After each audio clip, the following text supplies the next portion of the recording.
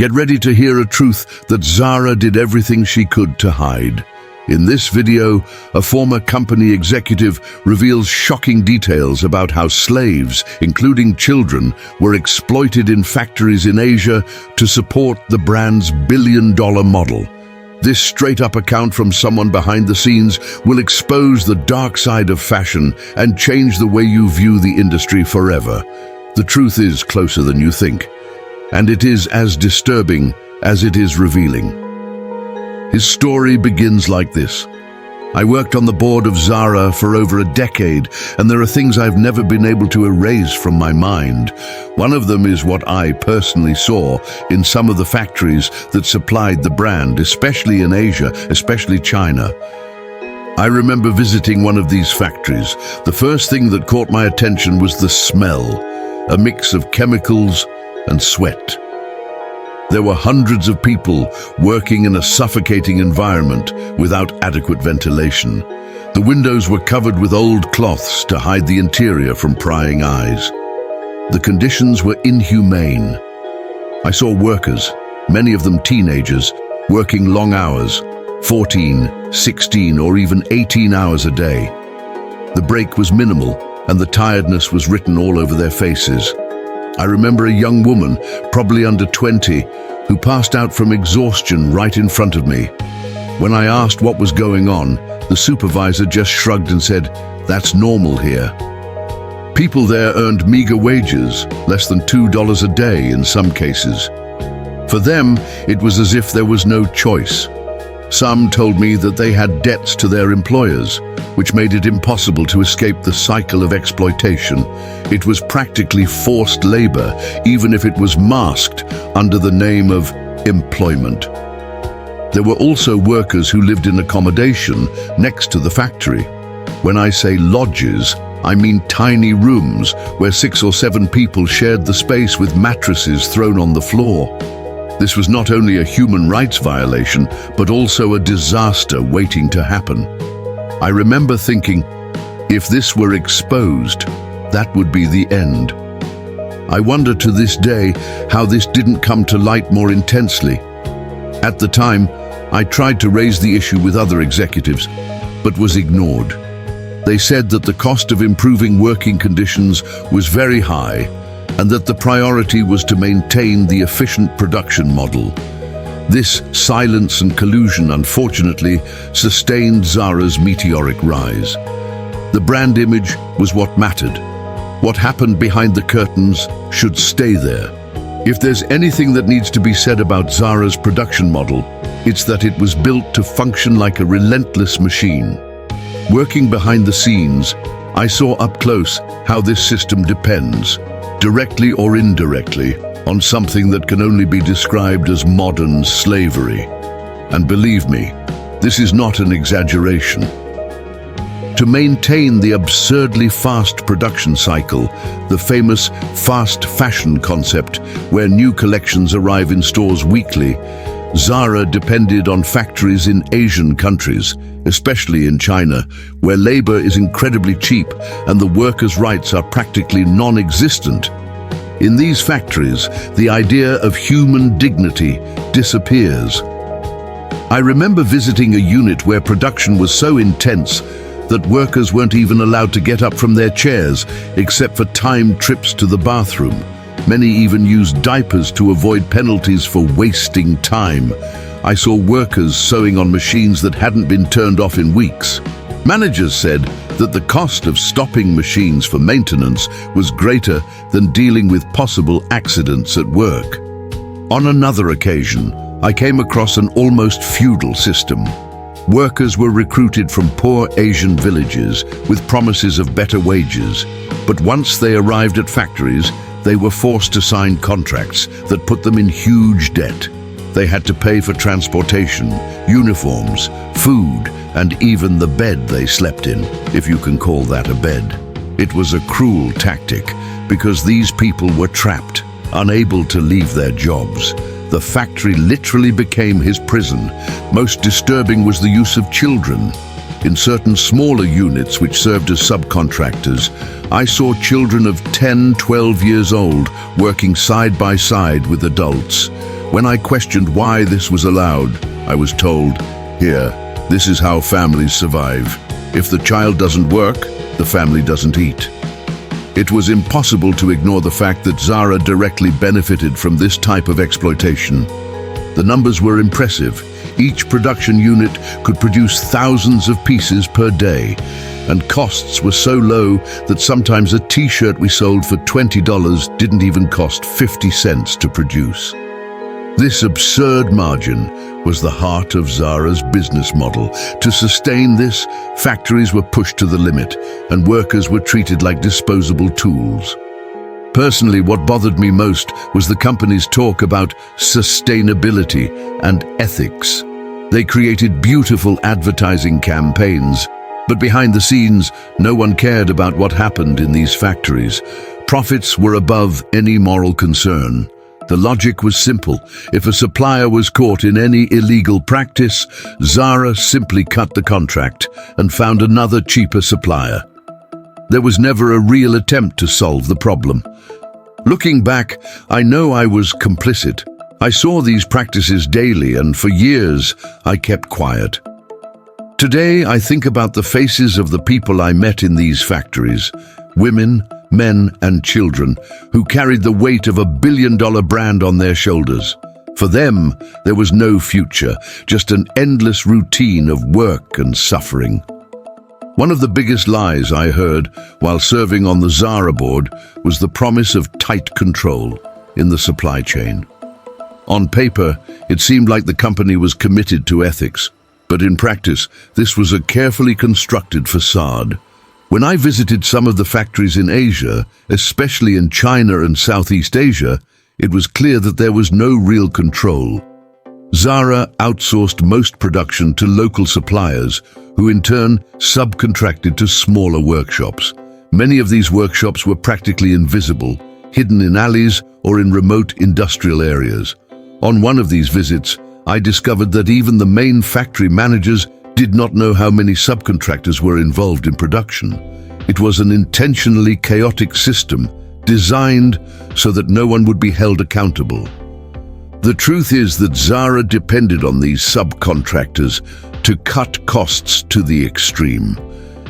These small workshops employed workers under conditions that would be illegal in any civilized place. I remember walking into one of these workshops and seeing a scene that seemed like something out of a nightmare. Workers sleeping on the floor among piles of clothes, machines running non-stop, and an unbearable heat that made it difficult to even breathe. One of the workers told me that he had never seen an employment contract. He had been there for 2 years, living in a kind of makeshift accommodation inside the factory. When I asked him why he didn't leave, he laughed and said, "Where would I go? They control everything, even the food I eat and the water I drink." I knew this scenario was part of Zara's business model, even if no one said it out loud. The company placed immense pressure on suppliers to deliver products quickly and at absurdly low prices. This pressure forced suppliers to resort to inhumane practices to meet demands. The most revolting thing was that Zara knew this. There were internal reports that showed irregularities, but the answer was always the same. If it's not that supplier, we'll find another. At a board meeting, I even suggested that we invest in real audits to identify and resolve these problems. The reaction was an awkward silence, followed by comments like, "This would increase our costs and decrease our competitiveness." At that moment, it became clear to me that supply chain control was deliberately lax. It was easier to feign ignorance than to take responsibility. What shocked me most was how much the brand benefited from this system. By keeping the factories anonymous, Zara could absolve itself of any public blame. When something went wrong, such as when cases of slave labor were exposed in the media, the company simply claimed it had no knowledge and cut ties with the supplier. It was like an endless cycle of exploitation and impunity. I wonder how many of the pieces people buy in Zara stores were produced in conditions that honestly are no different than slavery. And yet, the public continues to support the brand, often without knowing the human cost behind each piece. Of all the things I saw and heard during my time on Zara's board, the workers' testimonies were the most devastating. Often their stories weren't even told in words. They were written on their exhausted faces, on their bodies scarred from years of abusive work, and on the lack of hope that emanated from them. During a visit to a factory in China, I had the opportunity to talk to some workers, something that officially we were not supposed to do. They were instructed not to talk to us, but with a little coaxing, I was able to hear their stories. One of the stories I will never forget was from a man named Wei. He was in his 30s, but looked at least 50 years old. Wei worked on the sewing line, producing jackets that would sell for hundreds of dollars in Zara stores around the world. He told me that he started working at 6 in the morning and only stopped at 10 or 11 at night, with only 2 short breaks to eat. When I asked about pay, he laughed bitterly and said, "Do you think I get paid for overtime? I get paid just enough to survive." There was also Xiao Ling, a 17-year-old girl who had started working at the factory at 14. She was in charge of reviewing and packaging parts, a repetitive and physically exhausting job. "I never had a real childhood," she said. "I started working to help my family, but now I don't see how to get out of it. If I stop, they hire someone else the same day." One of the most disturbing aspects was what many called the debt system. Many workers had to pay for their transportation to the factory, their uniforms, and in some cases, even their work tools.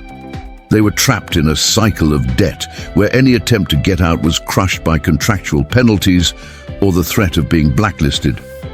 Some workers told me they tried to leave but ended up returning because they had no other choice.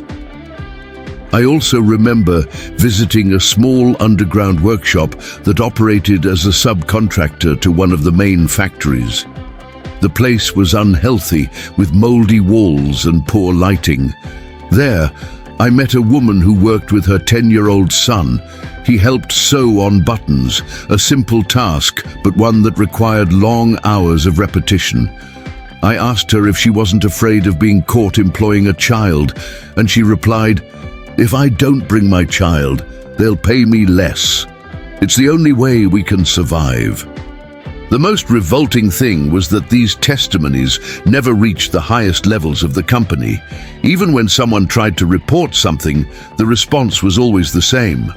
"That's the supplier's problem, not ours." I knew, and everyone knew, that this was a lie. Zara created the perfect conditions for this exploitation to thrive, but never took responsibility. To this day, these voices echo in my mind. They represent the invisible face of a billion-dollar empire that feeds on the suffering of people who have no choice. And the hardest thing to accept is that as long as the public continues to buy these clothes without questioning, none of this will change. One thing I learned while serving on the Zara board is that in the corporate world, even scandals and lawsuits are seen as operational costs. The focus was never on solving the problems that caused the accusations, but on managing the company's public image. And believe me, there were many cases. One of the most striking situations occurred when allegations of forced labor emerged in a factory in Asia that produced exclusively for Zara. Local authorities investigated and found evidence that workers were being held in slave-like conditions. Some did not even receive a salary. The payment was deducted as coverage for transport, housing, and food expenses. At the end of the month, many owed more than they received. The company was fined millions of dollars for this situation, but internally, the response was cold. During a crisis meeting, one of the directors said something that still chills me today. "It's a small price to pay for the growth we've had." Instead of trying to solve the problems in the factories, the solution was to cut ties with that supplier and find another that could offer the same low costs. It was like changing a faulty part in a machine. No remorse, no empathy. And this was not an isolated case. On another occasion, human rights authorities reported the presence of migrant workers trapped in inhumane conditions. They were forced to work long hours with threats of physical violence if they did not meet production targets. Zara denied any direct involvement, as it always did, but behind the scenes we knew these factories were essential to keeping prices low and a constant flow of new products. One of the most embarrassing cases happened when a factory was caught employing children. The scandal made international headlines, and Zara was quick to issue a statement saying it had no knowledge of the practices. What no one mentioned is that months earlier, an internal report had already warned about irregularities in that same factory, but the warning was ignored. Why? Because correcting the problem would mean increasing costs and delaying production. To make matters worse, I remember internal discussions about how fines and lawsuits were calculated as part of the company's annual budget. It was as if exploration was just another line on the financial statement. No one really cared about the people behind the clothes. They were seen as disposable cogs in a gigantic gear that never stopped turning. What haunts me to this day is that these scandals never caused significant damage to the company. Zara had enough resources and strategies to put out the fire quickly, diverting public attention with marketing campaigns or new launches. I asked myself, how many lives have to be destroyed for a piece of clothing to make it to the store? But the answer was obvious. For Zara, the human cost has never been a priority. Working on the Zara board taught me that in the business world, profit is the only language that matters. Behind the glitz of shop windows and advertising campaigns, there was a simple philosophy: cut costs at any cost, even if it meant crushing lives. Zara's business model was a perfect machine for maximizing profits. We produced clothes quickly, on a large scale, and at negligible costs. But the secret to this efficiency was in the working conditions of the workers who produced our parts, especially in outsourced factories in Asia. What few know is that the company made exact calculations to determine how far it could explore without attracting negative attention. I remember a meeting where we discussed strategies to further reduce production costs. One of the directors presented data showing that cutting wages in certain factories could save millions of dollars a year. When someone raised the question of how this would impact workers, the response was cold and direct. That's not our problem. They are there because they need the work. Profit targets were so high that factories were pressured to operate under extreme conditions. If a supplier was unable to meet deadlines or reduce costs, it was quickly replaced by another. This competition created a toxic environment where exploitation was not only tolerated, but encouraged. I once visited a factory that produced a specific line of jeans. I was impressed with the speed of production, but when I looked closer, I realized why. Workers were practically rushing to meet targets. Some told me they were punished with pay cuts if they didn't achieve daily production. A woman showed me her hands, which were covered in calluses and sores. She told me, "No matter how hard I try, it's never enough." The most revolting thing was how we justified these practices to ourselves. There was always a discourse that we were helping these communities by creating jobs. But the reality was very different. Workers were not being helped. They were being exploited to the limit, while Zara was racking up billion-dollar profits. In an internal analysis, I saw a report that showed that the average cost of producing a piece was less than $1, while it was sold for $20, $30, or even $50 in stores. This absurd margin was a source of pride for the executives, but for me, it was a constant reminder of the human price being paid. When I began to question these practices, I was quickly silenced. I was told my job was to increase profits, not solve ethical problems. It was clear that for Zara, workers' lives were just numbers on a spreadsheet, and as long as sales continued to rise, nothing else mattered. Today, when I see crowded stores and people shopping without thinking, I feel a mixture of anger and sadness. They have no idea what is behind each piece. The hands that sewed it, the hours of forced labor, the suffering that was ignored in the name of profit. The truth is that for Zara, profit has always been above all else. During my time at Zara, one thing became clear to me. The brand's success was built in large part at the expense of underdeveloped countries, especially in Asia. The impact I saw in these regions was devastating, but for the company, it was simply the cost of doing business. When I visited some of the factories in China and Southeast Asia, I was shocked by the conditions in the surrounding communities. People lived in extreme poverty, and factories were often the only employer in the region. This created a cycle of dependence, where families were forced to accept any work condition to survive. I remember a village on the outskirts of a factory that supplied Zara. The houses were precarious constructions made of wood and rusty metal. The floor was covered in dust, and the air was polluted by chemical residues from clothing production.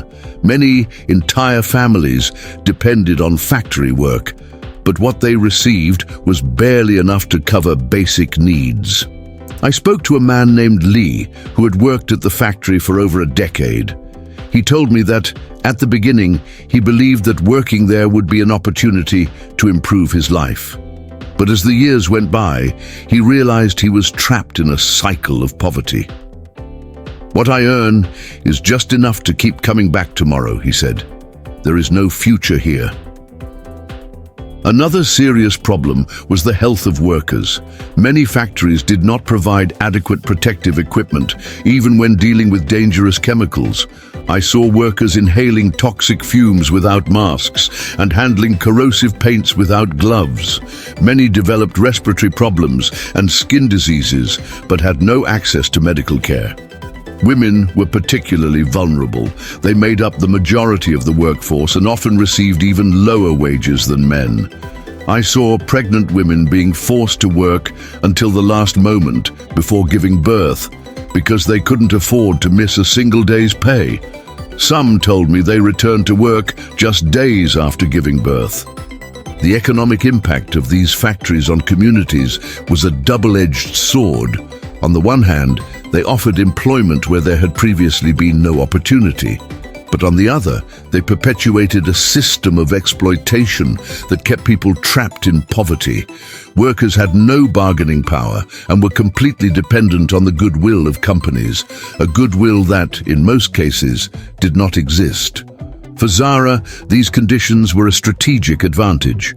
By exploiting the vulnerability of these communities, the company was able to produce clothing at ridiculously low prices and maximize its profits.